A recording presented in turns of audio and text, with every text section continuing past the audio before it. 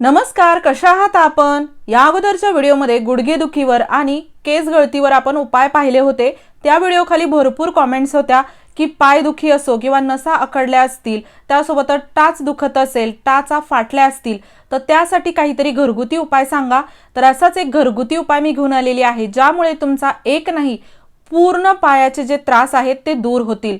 पायाला गोळे येणे, मुंग्या येणे, टाच दुखणे, तळपाय दुखत असतील, त्यासोबतच गुडघेदुखीवर देखील नसा आखडल्या असतील तर हे सर्व त्रास आपण दूर करू शकतो घरातीलच काही वस्तूंचा उपयोग करून।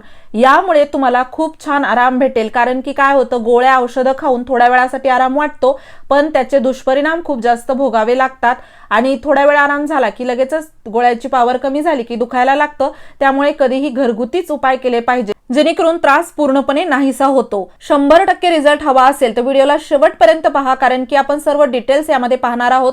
एकही स्टेप मिस झाली तर मनावा तसा रिझल्ट भेटणार नाही, त्यामुळे व्हिडिओ शेवटपर्यंत पहा। आवडल्यास मित्रपरिवारासोबत शेअर करा। आणि इथे पाहू शकता मी एक छोटंसं भांड घेतलेलं आहे, कढई, आणि त्यामध्ये आपल्याला थोडंसं नारळाचं तेल टाकायचं आहे। तुमच्याकडे जर मोहरीचं तेल असेल तर ते देखील तुम्ही घेऊ शकता। मी इथे खूप कमी असं तेल घेतलेलं आहे, साधारण अर्धा चमचा। तुम्ही याला जास्त देखील बनवून ठेवू शकता, पण परत परत कायला गरम करावं लागतं, त्यामुळे मी थोडंसंच बनवलेलं आहे। आणि यामध्ये आपल्याला टाकायचं आहे कापूर। कापूर आपण इथे एक वडी छोटीशी घेतलेली आहे आणि यामध्ये टाकलेली आहे। जास्त तेल असेल तर जास्त कापूर टाका। कापूरचे भरपूर फायदे आहेत। अगदी कापूरचा वापर केल्याने आपल्या ज्या नसा अकडलेल्या असतात त्या पूर्णपणे अशा मोकळ्या होतात, खूप छान आराम भेटतो। आणि फक्त तेल लावून चोळायचं नाही तर पूर्ण प्रोसेस करायची आहे, जेणेकरून आपल्याला छान आराम भेटेल। आणि हा आराम एका दिवसासाठी नसेल, आपल्याला खूप छान ज्या त्रास आपल्याला होत होते त्यापासून सुटका भेटेल। तर हे जे तेल आहे मी थोडंसं असं कोमट करून घेतलेलं आहे, जास्त गरम करायची गरज नाही। बनवून ठेवलं कापूर आणि तेल टाकून एका बॉटलमध्ये जरी भरून ठेवलं तरी ज्यावेळेस वापरायचं आहे त्यावेळेस आपल्याला गरम करावं लागेल, त्यामुळे मी थोडंसंच बनवलेलं आहे। आणि हे तेल मी एका वाटीमध्ये काढून घेतलेलं आहे। त्यानंतर आता हे लावायचं कसं हे पण खूप महत्त्वाचं आहे। आपण असंच तेल घेऊन लावायचं नाही, तर याचं एक डायरेक्शन आपल्याला ओळखायचं आहे। आता इथे पाहू शकता मी अगोदर असा वरचा भाग पूर्णपणे तेल लावून चोळून घेत आहे। आपली जी बोटं आहेत यामध्ये आपल्याला अशा प्रकारे बोट घालून याला व्यवस्थित चोळायचं आहे। त्यानंतर एकाच डायरेक्शन मध्ये आपण याला असं चोळून घेणार आहोत। अगदी जास्त दाबायचं नाही, थोडंसंच प्रेशर द्यायचं आहे। आणि त्यानंतर आपले जर तळपाय दुखत असतील तर तळपायासाठी पाहू शकता आपल्याला अशा प्रकारे हाताची मूठ बनवून तळपायावरती फिरवून घ्यायची आहे। यामुळे काय होतं, खूप जास्त आराम वाटतो आणि पूर्ण नसा अशा मोकळ्या झाल्यासारख्या होतात। त्यासोबतच तुमचा जर पायाचा हा भाग दुखत असेल, टाच दुखत असेल, तर मागचा भाग आपल्याला सरळ रेषेमध्ये छान तेल लावून घ्यायचा आहे। आणि त्यानंतर आपण इथे देखील थोडंसं हे तेल लावून चोळून घेणार आहोत। आणि जर तुमचा गुडघा सुजला असेल, त्यावरची सूज आली असेल, गुडघा दुखत असेल तर त्यावरती आपल्याला जास्त चोळायचं नाही, अगदी थोडंसं तेल लावा आणि हलकं हलकं आपण साईडने थोडंसं चोळून घ्यायचं आहे। त्यानंतर पाहू शकता पाय दुखी तुमची या प्रकारे पूर्णपणे अगदी दूर होऊ शकते।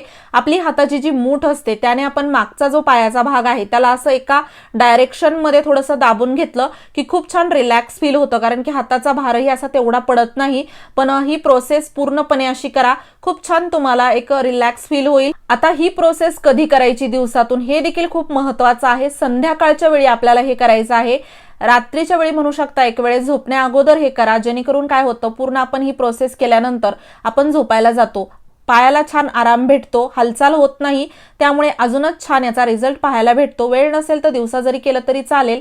आता खास करून ज्यांचे तळपाय दुखतात, टाच दुखते, त्यांच्यासाठी हा उपाय असा आहे की इथे आपण असं तेल लावायचं आहे आणि सुरुवातीला आपण हे बोट असे आहेत ते चोळून घ्यायचे आहेत आणि त्यानंतर ही मूठ अशी पकडून पूर्णपणे आपण याला एका डायरेक्शन मध्ये असं फिरवणार आहोत, अगदी मागे पुढे करायचं नाही। आणि टाच आहे तिथे आपल्याला नखाने असं थोडंसं दाबून घ्यायचं आहे, यामुळे रक्त पुरवठा खूप छान होतो। आणि आता आपण याला छान चोळून घेतलेला आहे दोन्ही पाय। आता त्यानंतर पुढची प्रोसेस पाहूया। तर इथे मी असं कोमट पाणी घेतलेलं आहे, जास्त थंड पाणी घ्यायचं नाही, थोडंसं आपल्या त्वचेला जे सहन होतं आंघोळीसाठी जसं आपण घेतो तसं घ्या। आणि त्यामध्ये आपण टाकलेलं आहे मीठ, साधारण मी 1.5 चमचा मीठ यामध्ये टाकलेलं आहे। खडे मीठ असेल तर अजून चांगलं, यामध्ये टाकलं तरी चालेल।